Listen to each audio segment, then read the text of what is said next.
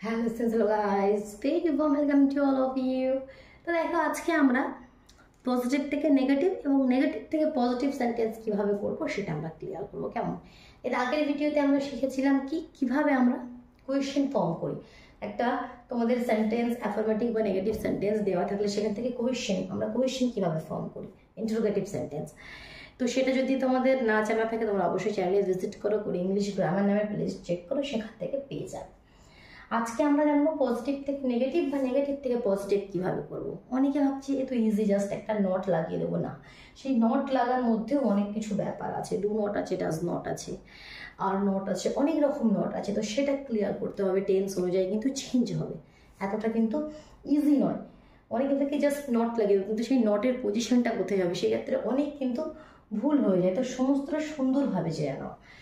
তো I like to it grapes, প্রথম যে সেন্টেন্সটা লিখেছি I like to it grapes, তো এটা একটা অ্যাফার্মেটিভ সেন্টেন্স, পজিটিভ সেন্টেন্স। তো দ্যাট মিনস এটাকে আমরা নেগেটিভ করবো। যেটা পজিটিভ আছে নেগেটিভ করবো, যেটা নেগেটিভ আছে পজিটিভ করবো। ঠিক আছে? তো এটা পজিটিভ আছে নেগেটিভ করবো আমরা। I like to it grapes, তো এটা কি দেখো, সিম্পল আমাদের প্রেজেন্ট টেন্স। কীভাবে বুঝি? এখানে দেখো সেন্টেন্সের মধ্যে কোনো অ্যামিজার নেই, কোনো ওয়াজ ওয়্যার নেই, কোনো হ্যাভ হ্যাজ নেই, কোনো শ্যালো বিল নেই। কোনো কিছু না থাকলে সেটা কি হয় সিম্পল প্রেজেন্ট, নয় সিম্পল পাস্ট। এবার ভার্বের ফর্মটা দেখে আমরা বুঝে যাই। যদি ফার্স্ট ফর্ম থাকে তো সেটা সিম্পল প্রেজেন্ট, আর যদি সেকেন্ড ফর্ম থাকে সেটা সিম্পল পাস্ট। তো আই লাইক আছে, I like to it grapes. ঠিক আছে, I like to it grapes. তো এটাকে যখন আমরা নেগেটিভ করবো তাহলে কি হবে? আই লাইক টু ইট গ্রেপসের মানে কি? আমি আঙ্গুর খেতে পছন্দ করি, আর আমি আঙ্গুর খেতে পছন্দ করি না। তাহলে এখানে হয়ে যাবে, অনেকে কি বলছে নট লাগিয়ে দেবো, সে নট কোথায় লাগবে? আই নট লাইক, না, সেটা ভুল হয়ে যাবে। I do not like to it grapes. I do not হবে, শুধু নট হবে না, I do not like to it grapes. Clear? কেন ডু নট হবে সেটা একটু বোঝায়। দেখো, যখনই সিম্পল প্রেজেন্ট হবে অথবা সিম্পল পাস্ট হবে সেক্ষেত্রে শুধু নট হবে না। সিম্পল প্রেজেন্টের ক্ষেত্রে হয় ডু নট হবে অথবা ডাজ নট হবে, এটা মনে রাখবে।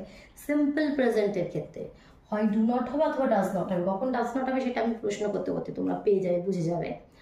আর সিম্পল পাস্ট হলে সেখানে ডিড নট হবে, সিম্পল পাস্ট হলে সেখানে ডিড নট হবে। এটা কিন্তু মাথায় রাখবে। যেমন সেকেন্ড সেন্টেন্স দেখো, এবার নেক্সট যে নাম্বার 2 সেন্টেন্সটা লিখেছি we want to play football, আমরা ফুটবল খেলতে চাই। তাহলে নেগেটিভ করলে কি হয়ে যাবে? আমরা ফুটবল খেলতে চাই না। তো এখানে দেখো সিম্পল আগে দেখে নাও, সেন্টেন্সের মধ্যে কোনো অ্যামিজার, কোনো ওয়াজ ওয়্যার, কোনো হ্যাভ হ্যাজ, কোনো হ্যাড নেই। দ্যাট মিনস এটা হয় সিম্পল প্রেজেন্ট, নয় সিম্পল পাস্ট। এবার ভার্বের ফর্ম দেখবো, ওয়ান্ট ভার্বের ফার্স্ট ফর্ম রয়েছে, তাহলে এটা কি সিম্পল প্রেজেন্ট। তাহলে কি হয়ে যাবে? সিমিলারলি ঠিক আগেরটার মতন, উই, এখানে সিম্পল নট হবে না, তাহলে কি হবে? We do not want to বলে যা আছে তুমি অ্যাজ ইট ইজ লিখে দিলে প্লে ফুটবল। আচ্ছা, কখন ডাজ নট হয়? এখানে আমি এটা থেকে আমি ক্লিয়ার করছি। উইয়ের জায়গায় আমি এখানে রাম লিখে দিই, উইয়ের জায়গায় রাম লিখে দিলাম, আর এখানে ওয়ানটা তখন হয়ে যাবে wants. Ram wants to play football, এরকম কোনো সেন্টেন্স আছে। তখন সেটা যদি আমাদের নেগেটিভ করো, রাম ফুটবল খেলতে চায়, নেগেটিভ করলে কি রাম ফুটবল খেলতে চায় না, তখন এটা কি হয়ে যাবে? রাম ডু নট হবে না, কি হবে? Does not. রাম কি হবে? Does not. কেন? জাস্ট একটা আমি আগেও ক্লিয়ার করেছি বারবার, এখানে আমি একটা শর্টলি জাস্ট বলে দিচ্ছি, এটা মনে রাখবে। একটা শর্ট তোমাদের জন্য এই ফর্মুলাটা তৈরি করেছি। I, we, you, they, many মানে কি একের থেকে বেশি, সে যাই হোক না কেন, একের থেকে বেশি জিনিস, এগুলো থাকলে ডু নট হবে। I, we, you, they, many এগুলো থাকলে ডু নট হবে, বাকি সব ক্ষেত্রে ডাজ নট। যার জন্য আই আর উই ছিল বলে ডু নট লিখেছিলাম, রাম আছে, ডাজ নট লিখতে হবে। ক্লিয়ার? এটা ওই first person, second person, third পার্সনের কনসেপ্ট। ঠিক আছে? তো এখানে আমি অত ডিটেলস না বলে তোমাদের একটা শর্ট ফর্মুলায় বলে দিলাম কি I, we, you, they, many থাকলে ডু নট হবে, বাকি সমস্ত ক্ষেত্রে ডাজ নট হবে। যদি রাম হতো বা টিচার হতো বা ফাদার হতো, মাদার হতো, যাই থাক না কেন, তার সঙ্গে ডাজ নট আমাকে লিখতে হবে। Does not want to play football. Clear? Next দেখো, কালা ইজ আ লেজি ডগ, তো এখানে ইজ রয়েছে তো কোনো অসুবিধা নেই, এক্ষেত্রে ডু নট, ডাজ নট বা ডিড নট এসব কিছু আমরা ভাববো না।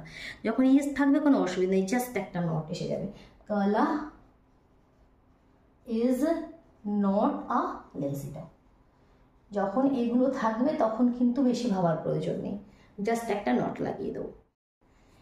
এবার দেখো নেক্সট কি বলছে, are you going to school tomorrow, are you going to school tomorrow, তো এটা যখন আমরা নেগেটিভ করব তখন কিভাবে করব।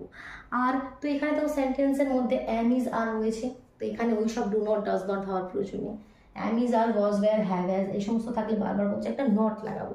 তো নটটা কোনখানে লাগাবো, কোনখানে লিখবো সেটা সুন্দরভাবে দেখো। জাস্ট আর এর পরেই জাস্ট নটটা হবে, are not you going to school tomorrow, just নটটা আর ইউ এর মিডিলে হবে, এটা মাথায় রাখবে, are not you going to school tomorrow. ঠিক, তো আরও কিছু এবার আমরা দেখি নেগেটিভ থেকে পজিটিভ দেখি আরও কিছু এক্সাম্পল। চলো লিখে নিই। দেখো নেক্সট যে সেন্টেন্সটা লিখেছি, the team won a trophy, তো এখানেও যে সেন্টেন্স তার মধ্যে am is are, was, were, have, has, shall, will কিছুই নাই, তো হয় সিম্পল প্রেজেন্ট নয় সিম্পল পাস্ট। তো কীভাবে বুঝবো, এখানে ভার্বের ফর্ম দেখে উইনের পাস্ট ফর্ম ওন রয়েছে, যে তা জিতেছে, ঠিক আছে, আগে জিতেছে, past. The team won a trophy, তো এখানে আমরা তাহলে কীভাবে কি ভেবেছিলাম কি শুধুমাত্র ডিড, প্রেজেন্টটা হলে কিন্তু ডু আর ডাজ ভাবতে হতো, কোথায় ডু কোথায় ডাজ, এক্ষেত্রে ভাবার কিছু নেই, আমাদের এখানে ডিড নট হবে, ডিড নট। তাহলে কি লিখবো, the team did not win a trophy, the team did not, আর তার সাথে একটা কি মাথায় রাখতে হবে, এই যে যেটা পাস্ট ফর্ম রয়েছে সেটা প্রেজেন্ট ফর্মে মানে তোমাদের ফার্স্ট ফর্মে চলে আসবে, যে সেকেন্ড ফর্মটা রয়েছে তোমাদের ওন রয়েছে না, তো সেটা কি হয়ে যাবে, এখানে উইন হয়ে যাবে, উইন, উইন আর trophy. The team did not win a trophy. Clear?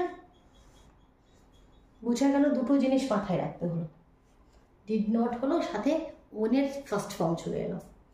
It was not raining in the morning, এটা নেগেটিভ দেওয়া আছে, পজিটিভ করতে হবে।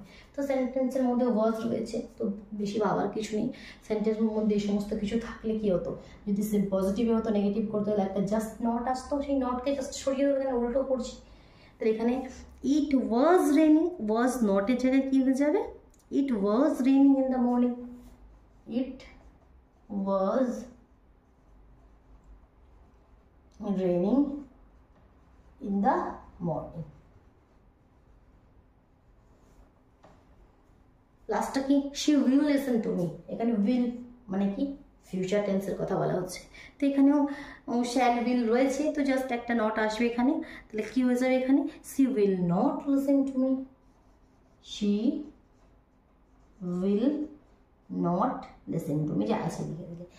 তো এখানে আলাদা কোন কোন জায়গায় সেটা আমি আরেকবার বলে দিচ্ছি, বুঝে নাও। সেটা হচ্ছে যদি শুধুমাত্র সিম্পল প্রেজেন্ট আর সিম্পল পাস্ট হয়, সেখানে অনলি নট হবে না, did not, does not, do নটের কনসেপ্ট, তো সেটা তোমাদের জাস্ট মাথায় রাখতে হবে। ক্লিয়ার হলো, বোঝা গেল? চলো তাহলে আজকে মতন টাটা।